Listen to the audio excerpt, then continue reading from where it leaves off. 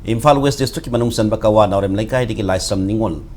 Naorem ongbi Sanjita'S thawai yaudra bhaksang aroi mathau mangam pangthok na bagidabak Rims ki mokti ki pura kre Sanjita'S thawai yaudra bhaksang prakum mathamda mahaki pona pham halamdam uripo hoidom laikai da miyamne lai katnai kai khumna utke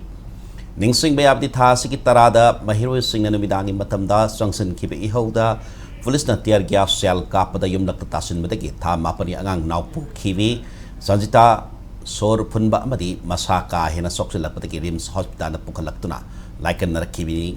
Sanjita'S punung de yoriba matam sudri ba angang adasu asib haksang na medical procedure tawduna lawthoki angang lawtholaba matung Sanjita'S Rims Hospital da aruba fibam da laikan na duna lailaklaba matung ngarang laikidabani Sanjita'S laikidraba matung postmortem tawna bagidaba ngarang Rims mok ta thamlakibani Sanjita'S thawai yaudra haksang lawba lakba matamda Sanjita'S mama CS Gyanesarna Sanjita'S Rims Hospital laikan aduna lairingi serekta Rims ki MS doctor amadi tonga ton staff singna lawkhiba thongdang adu thagatba phongdok rakli miyam na iho sangsin ba matamda numidang na sangsiliba si tawbigano laibaki oiba iho khodimakta uripok hidom laikai su matam supatamangsil thaduna saruk yaki adubu numidangi matamda irang sakat pa si tawbigano haina miyam da apil tarokli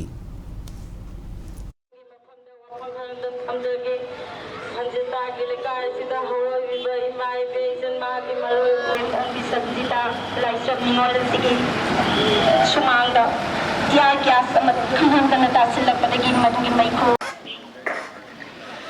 Thaba ingkhang surba natraga anaba natraga kariguma makhal amagi akhoi khudongchadaba mayam ama pothagadaba matamda pothaba phanghandaba tongan ba khudongchadaba mayam se masi ningdang gumbada akhoi agitation tawbagi wafam si masi kitang handokpiraga ayin tinda tobum thokpa tawba yabadude akhoi tawbada akhoi kaisu thutokpa maduda kaibalite tawum thokpani adubu ningdangi matamda akhoi masimat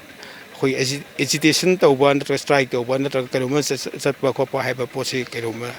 amamagi khudong chaba loraga miyam da hena awaba nanggadab oiragadi masi tawbidaba phai haina masi ai miyam da masi miyam gi tunggi asa haitare miyam da masi matang bi ai tawhanjaningi mayam na masi amutang khanabi oina thamjari